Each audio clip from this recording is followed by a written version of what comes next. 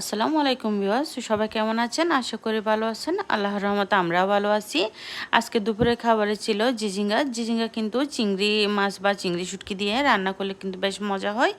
তো এটা চিংড়ি মাছ দিয়ে রান্না করা হয়েছিল, আর হচ্ছে এখানে রুই মাছ সাথে টমেটো আর আলু দিয়ে রান্না করা হয়েছে। বেশ মজা। আমি কিন্তু রুই মাছের মানে যে কোনো মাছের কিন্তু লেজটাই পছন্দ করি, যার কারণে লেজটা নিলাম।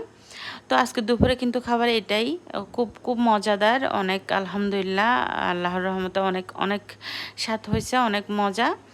তো এভাবে খেতে অনেক ভালো লাগে আসলে, যার কারণে আমি একটু ঝুল টুল বেশি নিয়ে খাই আর কি।